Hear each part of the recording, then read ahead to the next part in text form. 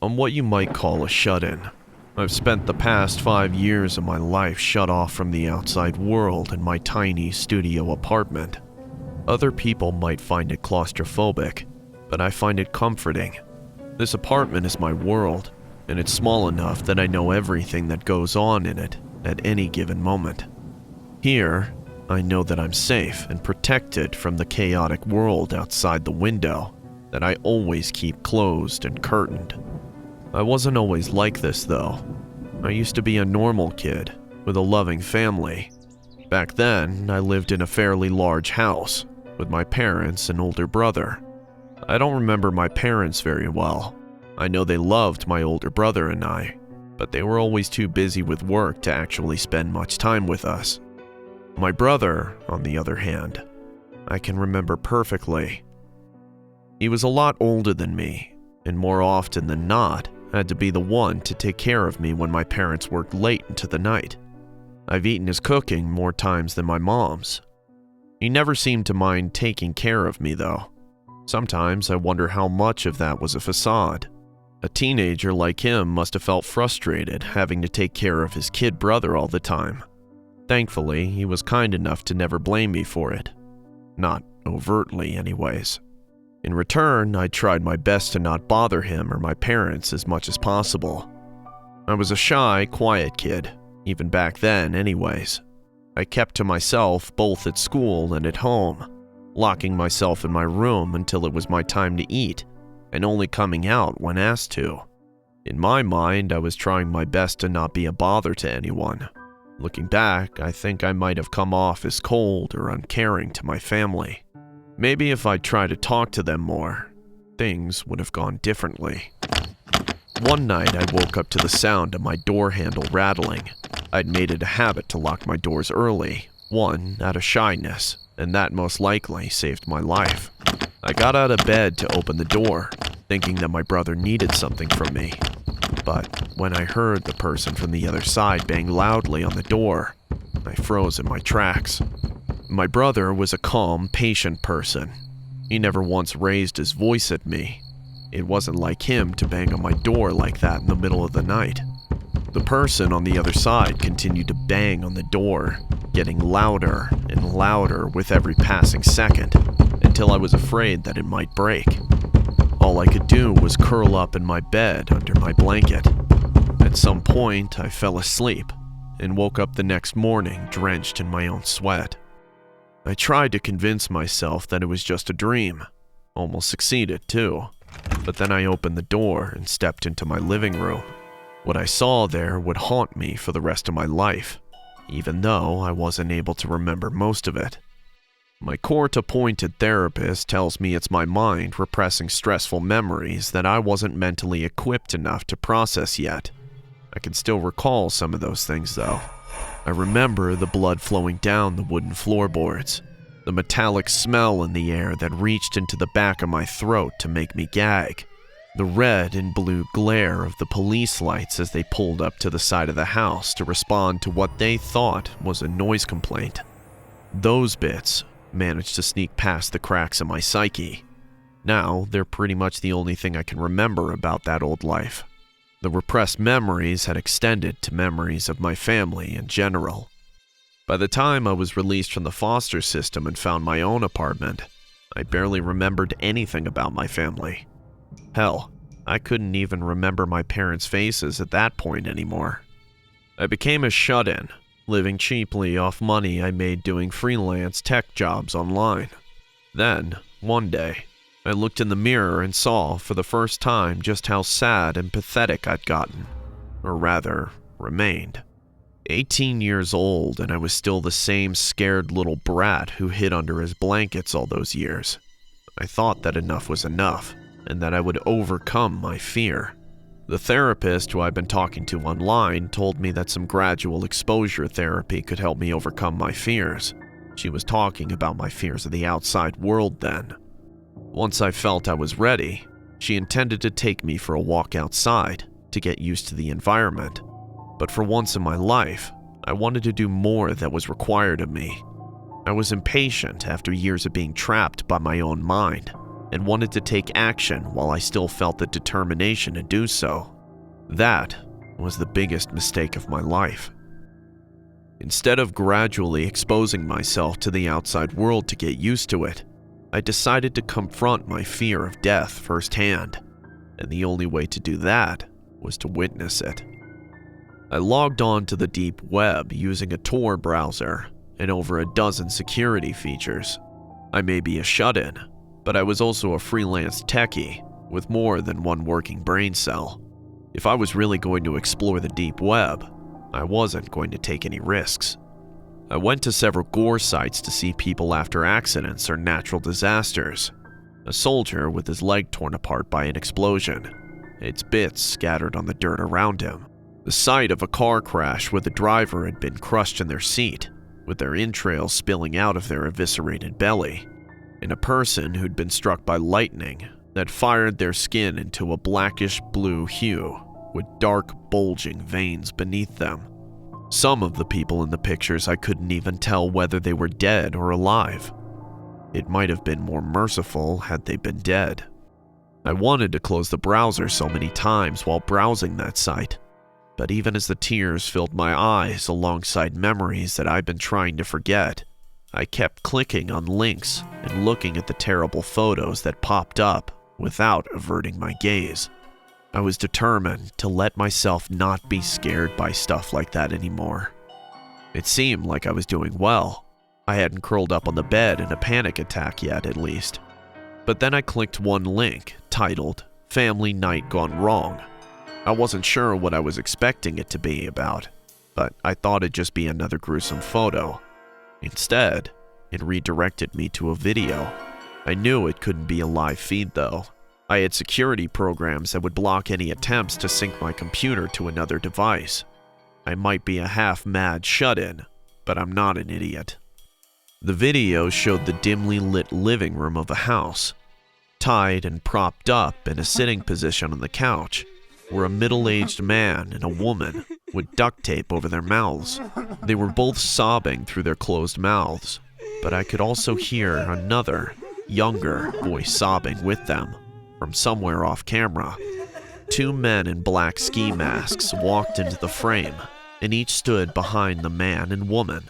They both gently rested a hand on the man and woman's shoulder, like they were giving them a reassuring pat after a rough day at work. The effect they had was anything but comforting, though.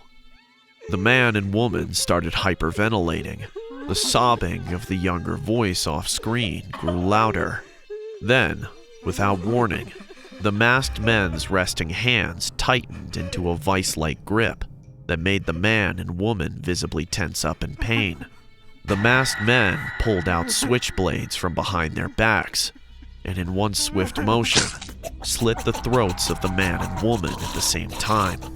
A muffled scream came from off-screen as the man and woman bled to death, unable to make any sound but the faint involuntary wheezing of air squeezing out of their open throat.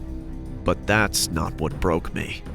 What made me close the browser was that I saw when the camera panned off of the couch and focused on a teenage boy tied to a living room chair. I recognized that boy. He was my brother.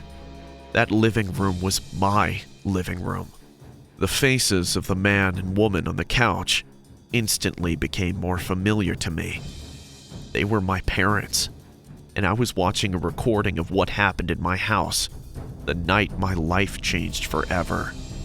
I immediately called the police. The new evidence helped reignite the unsolved case of my family's murder. It's the only good thing that came out of my dark web trip. I've given up trying to overcome my fears of the outside world, at least for now. But maybe, just maybe, if the police can catch the men responsible for my family's murder, I'll be able to muster up the courage to go outside again.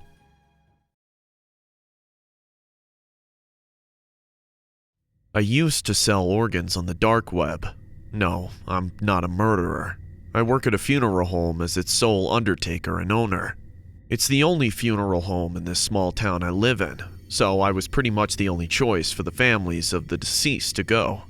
I wasn't always the only worker here, though. The funeral home's a family business, so my father was the one who taught me the ins and outs of the trade as soon as I was old enough to. I tried to get out of it by going to medical school after university. I did pretty well for the 3 years that I was there, before I was forced to return to my hometown. My father had passed away from a sudden heart attack back home. He passed the funeral home down to me in his will. He also requested that I be the one to prepare his body for his funeral. Having to embalm his body was the single hardest thing I had to do, but I did it anyway because that's what he wanted. It was clear that the family business meant a lot to my father. The locals needed it too, if they wanted a proper ceremony without having to drive miles to the next closest funeral home. Knowing that, I just couldn't abandon it anymore. It's not like I was going to be able to pay off the student loan now that my father isn't around to help support me either. I had no choice. Either work normally as an undertaker and keep paying my student loans until it was my turn to be put in the ground, or find a little hustle on the side that might let me pay it off before I retire. The choice was pretty obvious in my mind. The experience I got from medical school helped me carefully extract the organs from every corpse that found their way to my embalming table.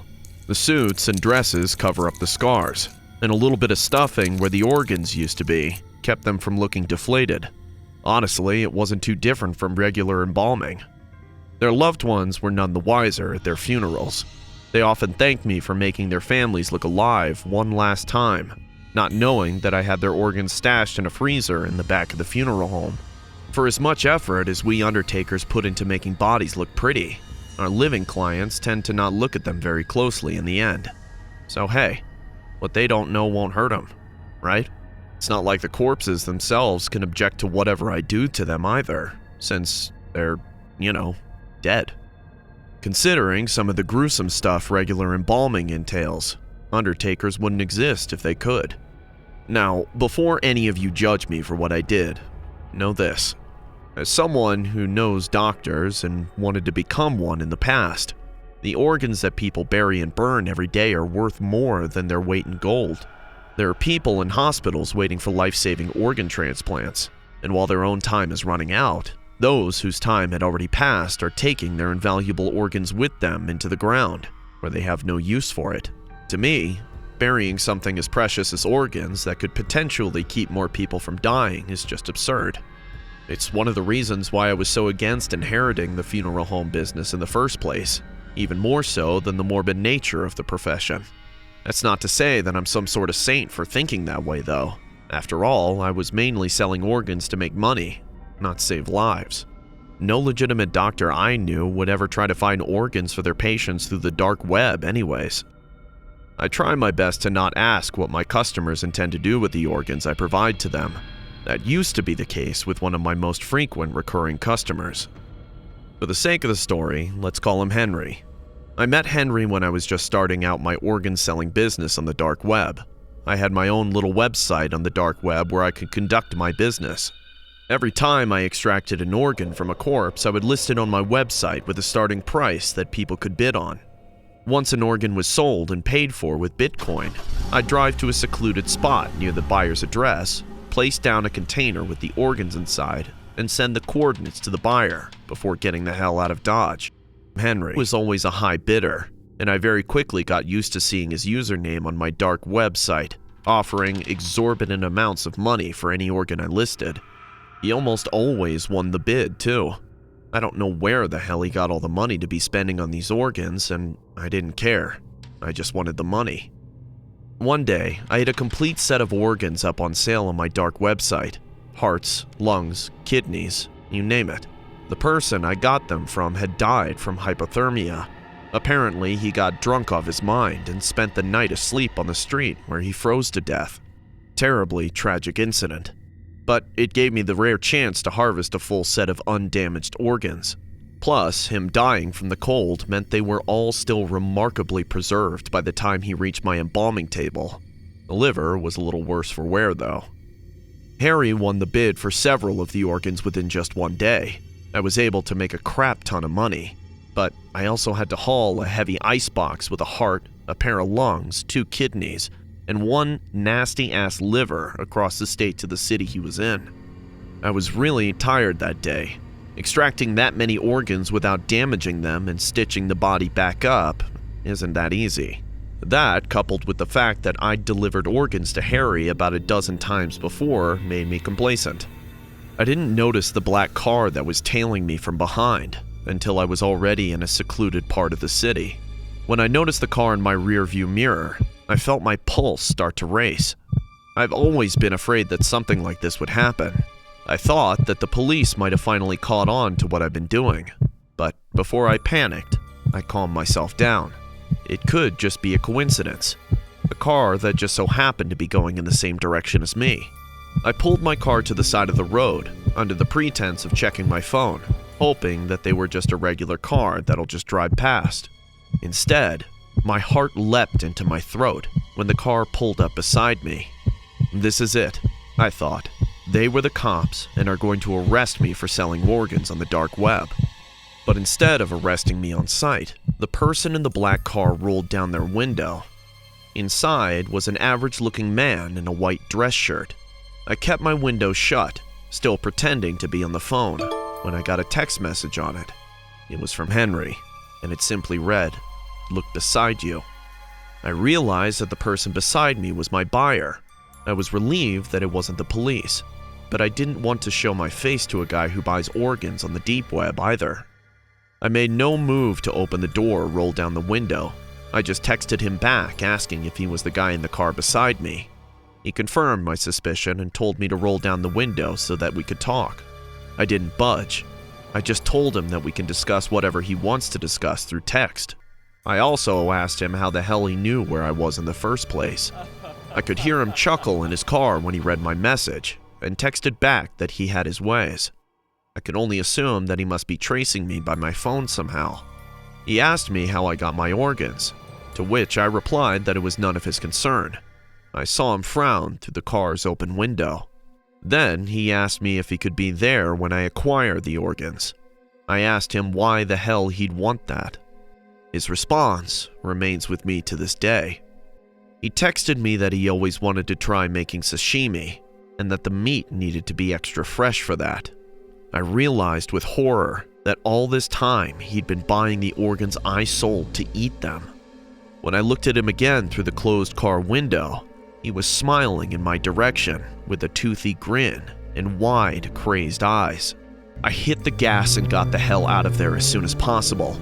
I also broke my phone and tossed its remains into a garbage can as soon as I could. Deep down, I always knew that it was possible that my customers could be eating the organs I gave them. There are a lot of sick people on the dark web. But there's a difference between knowing there are cannibals out there and coming face to face with one yourself. I no longer sell organs on the dark web.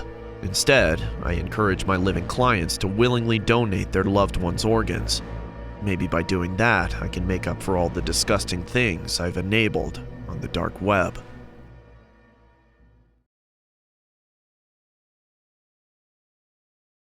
I became a shopaholic in my high school years. Like most girls my age, I was interested in clothes, boys, and clothes that'll get me noticed by boys. One boy that I really wanted to get the attention of was one of the rich preps who wouldn't turn to look at you if you weren't wearing brand name clothes that cost more than what any high school student could make in a month from part-time jobs. Let's call him Dick, because that's what he was now that I look back on it. To be honest, I can't remember why I was crushing so hard on him, other than that he was rich and moderately good-looking. I must have been a weird, stupid kid back then, especially considering the lengths I resorted to in a desperate bid for his attention. I wanted to get my hands on some exclusive limited edition clothes to impress Dick. You know, the kind that prospective customers have to line up and camp in front of the brand name's store the day before it's released for a chance of buying it at a higher price than what most people make in a month. It's stupid, and I knew it was stupid, but it was the sort of thing that Dick liked to see, so I was willing to put my better judgment aside just for him. Still, I had neither the time nor the money to do what needed to be done to get stuff like that. My parents sure as hell wouldn't let me use their money for such a stupid reason anyways, so instead I tried looking for them secondhand online for a price that I could afford using what I made at my part-time babysitting job. I didn't have much luck with that. A lot of the sellers were trying to make money by selling the items for more than they'd bought them for, so the prices were even more ridiculous than they would have been fresh off the rack. I remember once reading that stolen goods could be found being sold on the dark web for cheap, since the sellers wanted to get rid of them as quickly as possible. So I decided to try my luck there once I've exhausted every other option. I logged into the deep web using a Tor browser and immediately went to find a website for stolen goods on sale. I was able to find some of the exclusive clothes that I was interested in. The prices were only barely any better than the retail price though, and some of them had stains that I didn't want to think about too much. After a while, I was just about ready to give up trying to impress Dick with clothes I clearly couldn't afford. Things would have turned out so much better for me if I had done that. But right before I closed the Tor browser and got back to my life, an ad popped up on the corner of the screen. Several ads like it had popped up every now and then as I browsed the deep web. I ignored most of them, but I decided on a whim to take a look at this one before I closed the browser. It was an advertisement for credit card information on sale for as cheap as $25. This piqued my interest. I thought I'd be able to buy the clothes online using someone else's credit card if I just bought the credit card info for a measly $25. I probably should have known that there would be a catch, but I was too blinded by the chance of an easy solution after searching everywhere else, only to be disappointed. After buying the equivalent of $25 in Bitcoin and spending it all on a stranger's credit card, I was ready to go on a shopping spree. I won't say what the name of the person whose credit card is, for reasons that'll become obvious. For the sake of the story, I'll just call him John Doe. John Doe was loaded. I must have bought over $10,000 worth of stuff without maxing out his credit card. I was ecstatic that I hit the jackpot, even after Dick promptly blew me off in favor of dating some girl from a family even richer than his. I kept using John Doe's credit card to buy just about whatever I wanted online. I never had them sent to my house though. There's an abandoned house in my neighborhood that I used as the billing address for stuff I bought. The yard was a bit overgrown, but other than that, it still looked livable enough that someone who didn't know any better would assume that the homeowner was just too lazy to cut their grass. I was pretty small for a teenager, so I was able to squeeze through a tiny window in the back of the house to sneak inside. When the day of an expected delivery came, I'd go to the house and wait behind the door for the courier to arrive. I'd snatch the package they left on the front door the moment they were gone and stuff it inside my bag to bring home with a smile on my face. Things were perfect.